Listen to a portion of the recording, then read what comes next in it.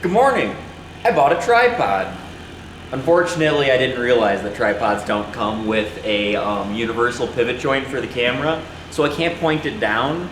So my plan of buying an enormous 16-foot tripod to extend above the glass and then shoot down isn't gonna really work. But at least I won't need to stack a box on top of a floor scrubber to get an angle. So there's that. I'm filling the machine right now, working real hard to not just let it flood out the entire Zam bay for me to clean up later today. So I'm gonna do that, and then we're gonna start with just, you can't see what I see. There's a rink right there. We're gonna chip out all the doors. You can just take my word on that.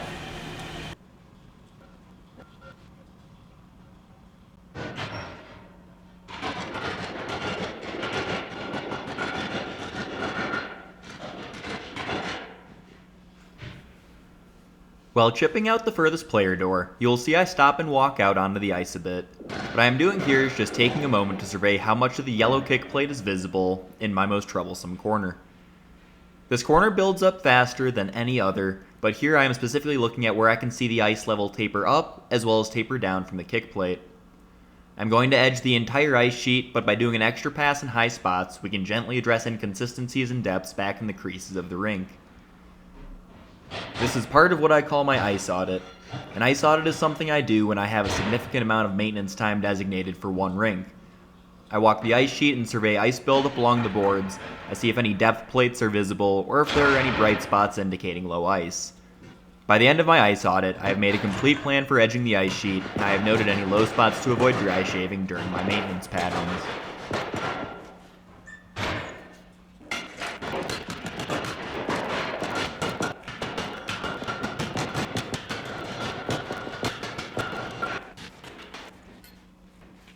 Alright, so that's my least favorite part of the job. Specifically clearing off the rink 3 threshold, because the ice doesn't really flake off when you hit it, so you gotta hit every inch, and it's annoying. But last time, I wasn't gonna do it again this time because I figured it'd be repetitive, but last time I put something straight on the threshold so you could see the difference in height and it was super close.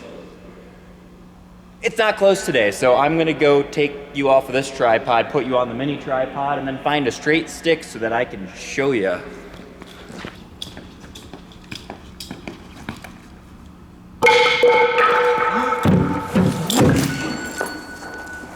Sorry, it was a better idea in my head.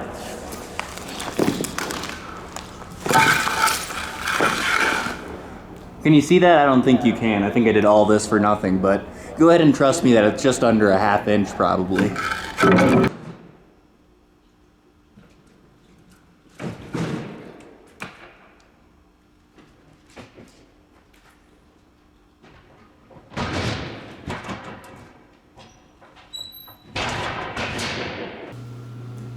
Yo, so I did my ice audit and I executed it, but it's kind of confusing.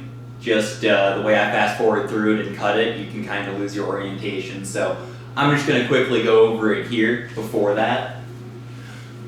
Dolly, dolly, dolly, dolly, dolly, dolly, dolly, dolly, dolly. Yeah.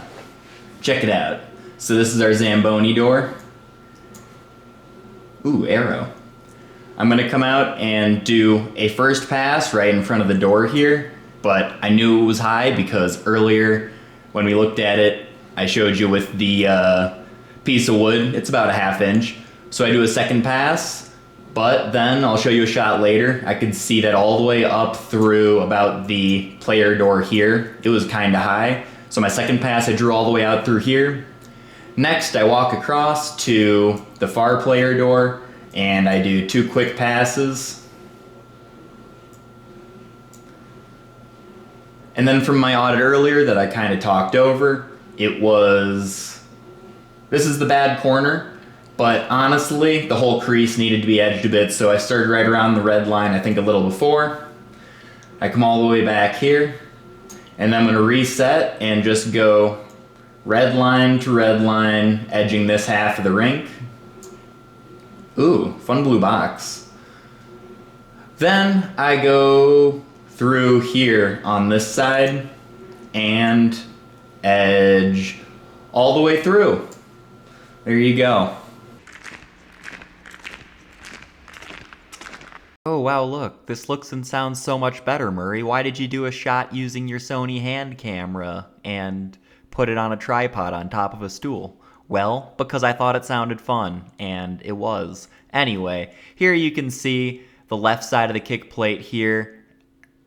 I think there's less yellow exposed. I'm fairly confident in that. The camera angle doesn't show it super clearly, but it's the best screenshot that I could get from the footage I had taken already. I think that if you follow this all the way up through to around the blue hash here, there's more yellow kick plate exposed. And to me, it looks like it's kind of high and it starts to drop a bit. And maybe by the end of this first player door down from the Zamboni door, it's kind of a lot closer to being this level. So I decided that for my second threshold pass, I would draw it all the way out to around here. And that's my justification.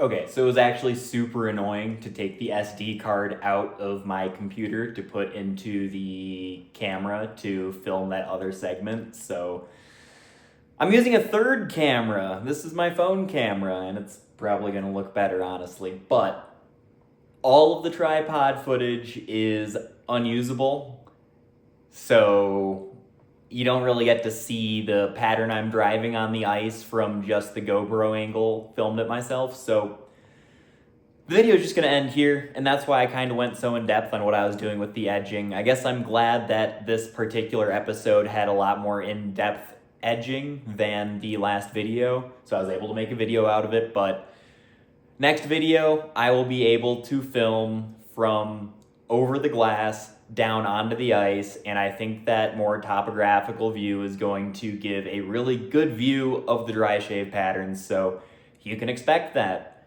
Anyway, thanks for bearing with me on this unorthodox video.